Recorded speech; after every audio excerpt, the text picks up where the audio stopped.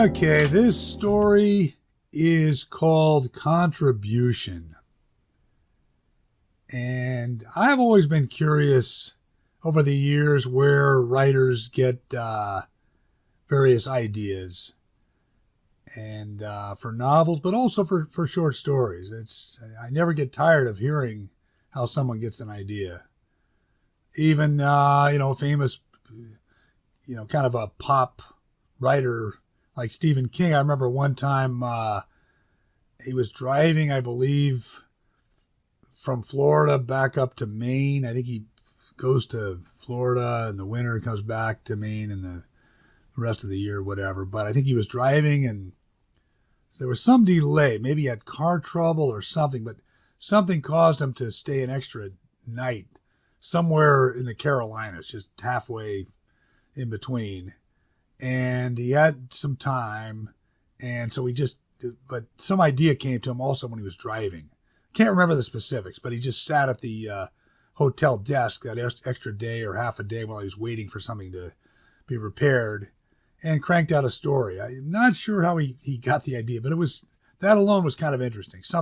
Some little incident, I think, happened on the way up, maybe at a restaurant or something, or the previous day at another motel. Something triggered something, which then translated to him cranking out a story. He just wrote it on the little hotel pad, stationery pad there at the little desk with the cheap pen that they give you. So I'm going to take a few liberties since I write some stories now, and we're not going to put them in the Stephen King category. But I'm going to read some of these stories. I'm not a perfect reader or anything like that, but hopefully they'll have a little bit of the author's emotion in there. And the first one's going to be Contribution, so I might as well talk a little bit about it. I think whether you want to hear or not, I'll just give you a little bit of how I got the idea. I used to teach for a period of time. I taught the sport of squash, kind of an obscure racket sport in New York City after college. And we had an elite crowd we would teach, mostly Ivy League type people that might have grown up in country clubs and attended private schools, if not the Ivy League colleges, then maybe what they call the Little Ivy or other elite private institutions. And an awful high percentage of these people were very wealthy, working on Wall Street, some sort of finance, or a few that had started companies and this and that. But every once in a while, two things would happen. You'd get somebody that would confide in you on the court. You were just the tennis pro. I'm sorry, the squash pro. They were paying you this fee, wanted to work on their forehand or get better somehow at something. But then there'd be a pause and they say, would you mind if I just vent for a minute? And they'd tell you something very personal. Almost like you were their therapist or their psychiatrist. And you'd sort of stand there and listen and sometimes they'd ask you, what do you think? What would you do? And you'd do your best. But there was something about that environment. They respected you as an athlete and as a professional rackets instructor. And they would actually, confide in you. They'd say something to you.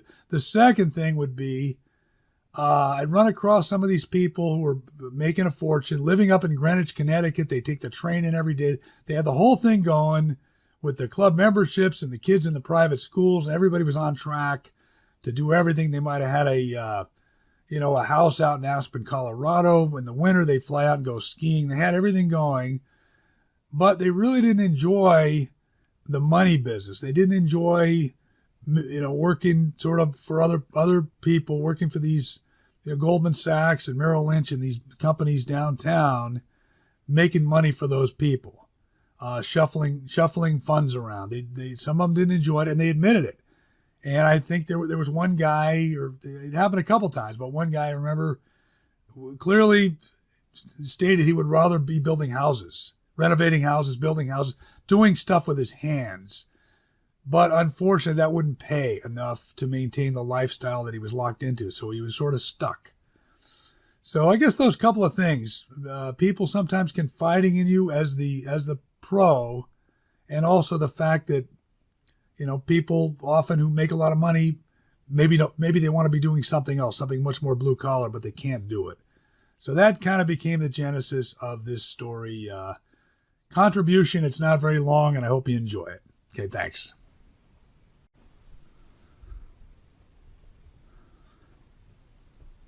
Contribution. That's it, Mrs. Horowitz, Aliana said. Just a bit more follow-through toward the target if you can.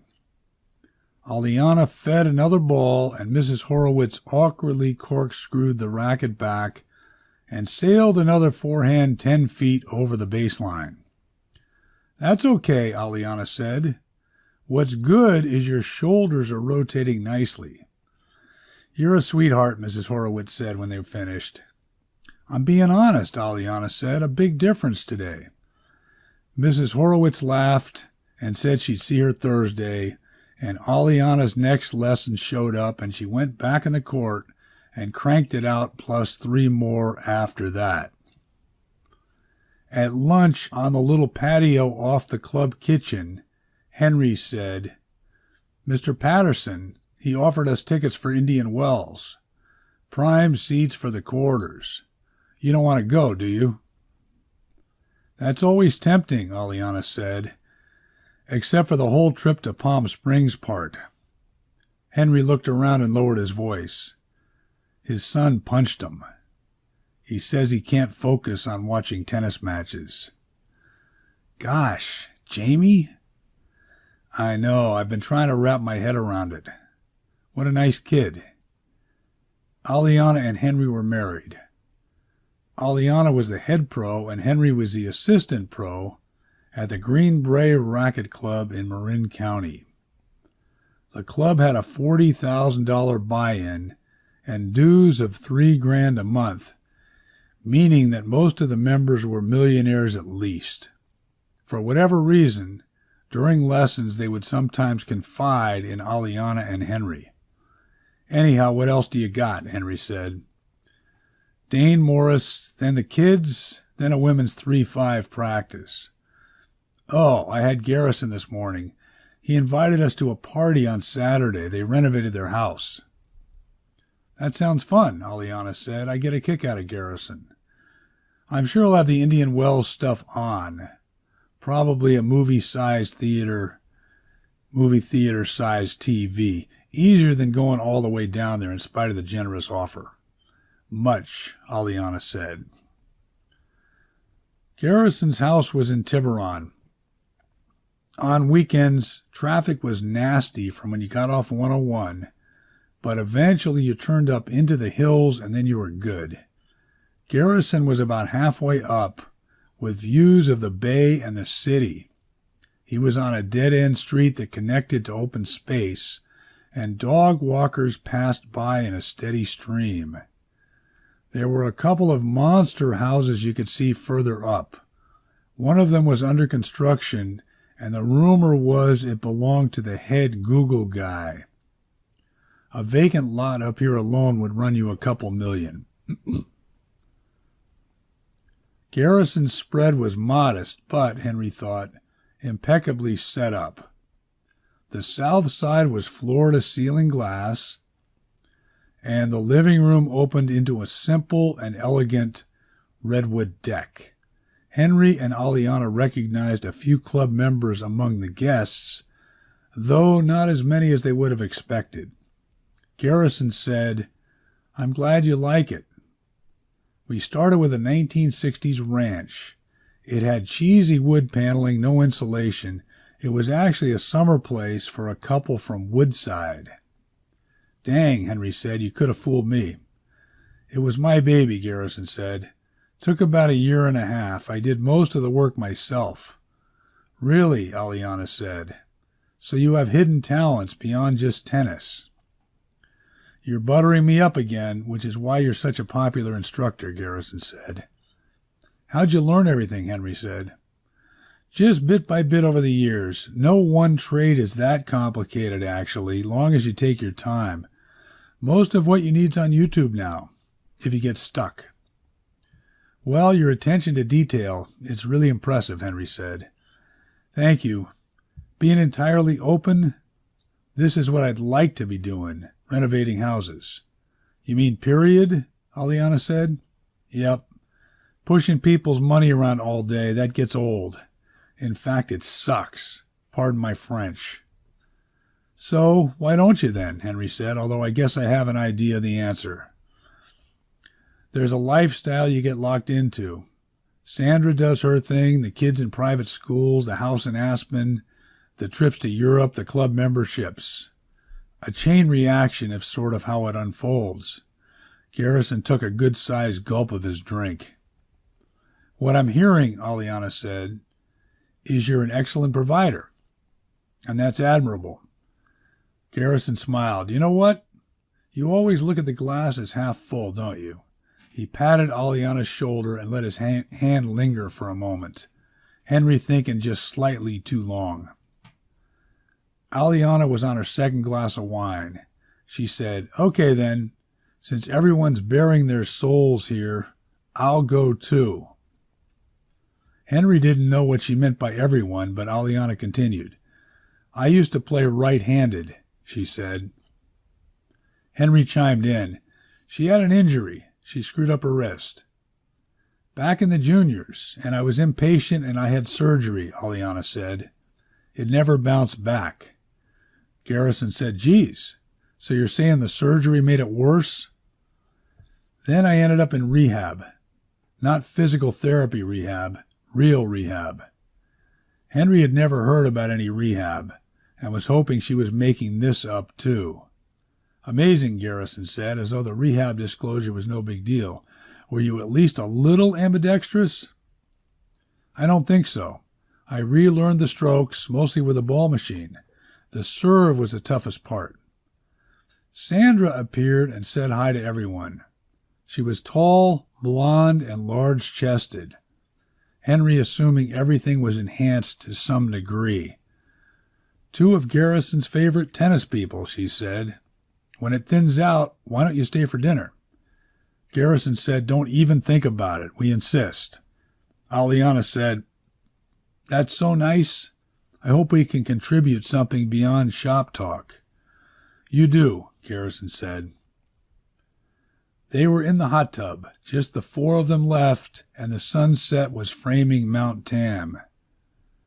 Henry said, It must be so rewarding to have put your blood, sweat, and tears into this place, and it culminates with this. Where are the kids? Aliana said. Tahoe, Sandra said, with the neighbors. Aliana had borrowed a swimsuit from Sandra, Henry thinking it was pretty microscopic, not her usual style, but also thinking she wore it well. Henry was in his boxers. Oh, Garrison said to Aliana, boosting himself out of the hot tub. I've been meaning to show you. That lesson where we set up the video camera? I fiddled around with some goofy editing. You'll get a kick out of it. Give me a minute. Sandra said to Henry, He ever take lessons from you too, or just your beautiful wife?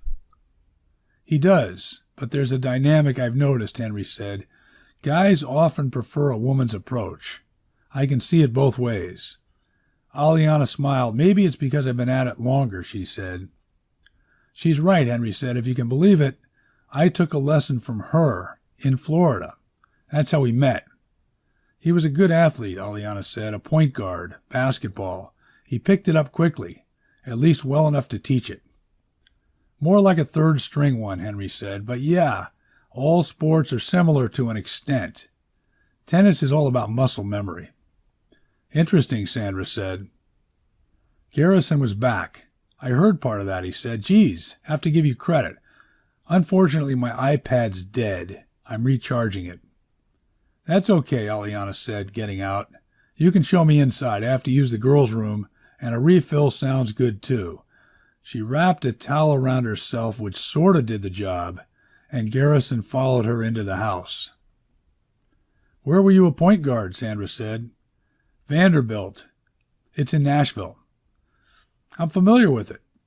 An old boyfriend. He wanted to give it a year and see if he could break through. I went with him. Did he make it? I never found out. At one of the open mics, while he was backstage waiting to go on, I met someone. We drove to San Diego. Just like that? That night? Pretty much, Sandra said. You have a bit of a streak in you then, Henry said. That's what Garrison liked about me when we met. He can be a bit wild himself. Yeah? And where was that? On the ferry to the city. He was going to work, and what were you doing? I was doing some modeling in those days, Sandra said. That's what I figured. Seems to be taking a while in there. You lose it, it's not easy, she said. I had my breasts done last fall, a wonderful doctor in Bel Air. Ah, Henry said. Would you like to see them, Sandra said. How about just for informational purposes? She unfastened her top. Henry tried not to look but couldn't help it. He said, I'll admit, if those were not enhanced, you might be setting a world record right here in this hot tub. You're sweet, she said. Touch them. Henry looked toward the house, no sign of anything, and did as he was told. Sandra put her head back and closed her eyes. Must you stop? She said. Henry said, You think something's going on in there? Sandra refastened her top and laughed. Good chance of it. Has she ever cheated on you that you know of? No. It's weird. Part of me doesn't mind in the way I would have thought. So come back here. Not right now. But does she lie about stuff? She does. Not sure whether it's pathological. Yes? Well, you might not have been there, but the switching to playing left-handed business, that's a crock. What it is, Aliana was a high-flying junior prospect but ended up only a so-so college player. She tried the satellite tour after, and that was a disaster. I see, so she builds in an excuse. And I play along. It's pretty silly. The ones that knew her, she can't lie to, and the ones that didn't, they don't care that she wasn't a star. Sandra took off her top again. This time she tossed it up onto a patio chair. What are you doing? Henry said. It's fine, she said. When they come back, it'll serve them right. Meanwhile, I'm a little stiff. Would you mind rubbing my back, please? Henry just sat there, but there was no denying the beauty of her re-released anatomy, fake or not. They were white and succulent against the rest of her body, which was a golden tan. He was seeing now that she had the thin waist and voluptuous hips of a younger woman. The other thing earlier tonight, Henry said, she threw it out casually that she'd once been in rehab, before we met. And that was the first you ever heard about it. Uh-huh, you're good. The sliding door opened and Garrison and Aliana got right back in the hot tub. That must have truly been some video, Sandra said. Aliana noticed her now, stared for a moment, and then glared at Henry. Garrison seemed out of it. Sandra said, I hope no one is offended. When I was 22, I spent a summer in Estonia. They're not as uptight. We should go, Aliana said. I actually have to work tomorrow. On Sunday, Sandra said. A pity. We don't want to wear out our welcome, Henry said. In the car, Aliana said, You mind telling me what the fuck was going on there? Just what you saw, Henry said. She's relaxed about her body, apparently. You want to go to In-N-Out? Well, I wouldn't mind, honestly. You'd think there was enough to eat, but I'm starving. They went to the one in Mill Valley. It was late, but the place was packed. You could barely park. I never knew about the rehab, Henry said. You never asked. Plus, it didn't seem pertinent. I mean, I don't know. When you're getting ready to marry someone, you'd think, okay, what all haven't you told me? Henry thought of one or two things. I'm not going to play that game, he said. They finished eating, and Aliana said to drop her at her mother's, if he would, please. Henry returned Sandra's call Sunday afternoon. She's got a lot of nerve, Sandra said, turning it around like that. Well, I talked to her this morning, Henry said, and I think we resolved it. She did concede they smoked some weed, and apparently Garrison kept starting and stopping the video and telling stories. Sandra said, "He's sailing today. There's a regatta. Can you come over?" "Does he bang other women, in your experience?" "Big time," she said. Henry felt a little guilty driving back there, especially when he passed the central San Rafael exit. This was Aliana's annual Sunday when she gave free all-day clinics to low-income kids at a park in town. This time when Sandra opened the door, she was completely nude, except for a pair of blue elevated sandals. Henry surveyed the situation and said, "I apologize. It may take me a minute to regain my equilibrium." "Take your time," Sandra said. "You ever see that James Bond movie," he said, "where she asks him to give her something to put on?" "I haven't," Sandra said, moving closer. They were below Carmel in the middle of the famous 49-mile drive. "Well, we needed this, both of us," Aliana said. Henry was driving and she had her hand on his leg. "That's stuff we might not know about each other, though," Henry said. "You don't have to answer, but you ever fantasize about doing it with someone else?" "I fantasized about doing it with Garrison," she said, moving her hand up slightly. "Someone could have walked in," Henry said. "I know. I wanted to do it in the closet." "We did that once. Remember Wayne and Chelsea's party that time in Rhinebeck?